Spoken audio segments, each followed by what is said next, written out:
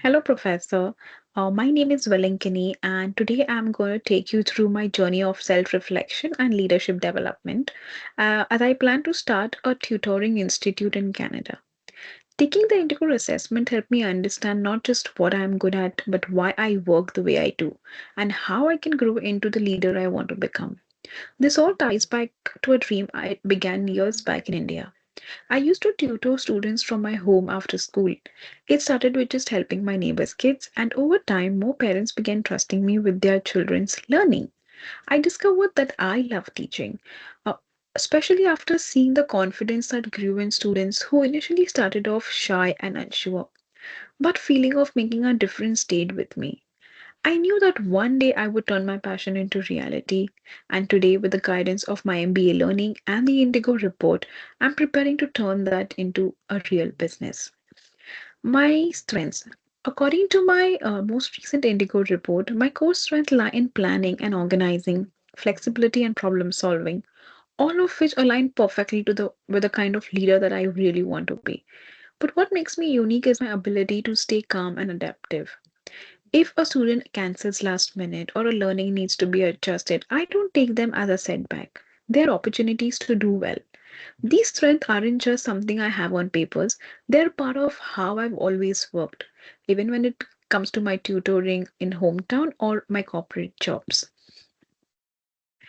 Areas for improvement. One insight from my Indigo report that stood out was a lower score in influencing others. I realized that while I am strong with logic and structure, I sometimes rely too much on facts and less on emotional connection when communicating. But in a tutoring business, especially one built on trust and growth, connecting emotionally, then it can be with students, parents, tutors, or even the local community, it's just as important as the results. Another area I want to talk about is collaboration. I naturally like working independently and taking charge of my task. But as I step into the leadership role, especially while building a team of educators, I know I'll need to open up more to share decision making, team inputs, and mutual support. How I plan to change this?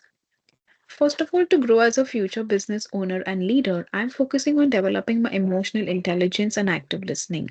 I've realized that leadership isn't about making decisions, it's about making people feel heard and valued.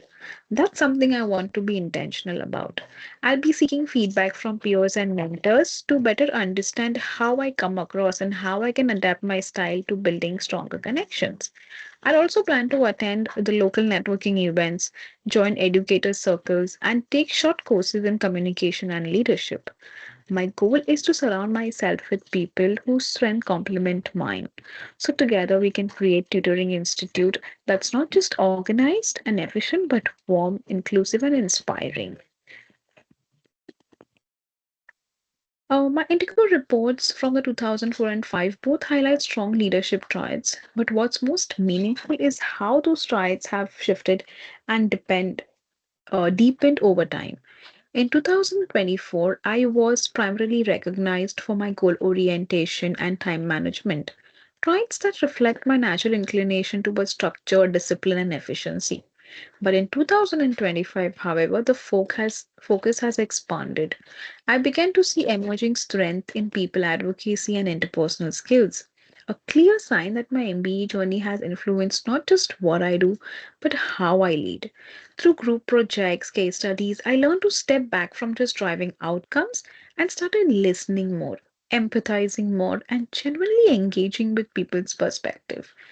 I remember one project where I initially, as a group leader, took a directive approach, assigned tasks and deadlines, but the team was not doing well. I realized I had to do something else. I Hence I thought of inviting open inputs and created a space for everyone's ideas. This not only helped us to do well, but we all connected and the team was motivated. I learned that success isn't about just meeting deadlines, it's about building trust and creating an environment where people can thrive.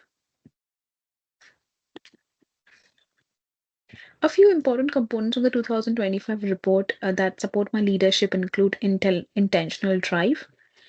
I like helping others with purpose, which fits perfectly while running a tutoring business. I won't just teach, I'll guide students towards meaningful goals. Commanding and resourceful is next. I'm motivated to take control, be recognized, and make the most of resources. This will be helpful for making business decisions, hiring staff, and promoting the institute. Intellectual drive is the third one. I have always been somebody who loves learning new things, which helps me stay current in education trends and teaching methods. This will help me keep my tutoring center competitive and relevant. Final thoughts. The Indigo report gave me a mirror to understand myself better, not just as a student or as a professional, but as a future entrepreneur.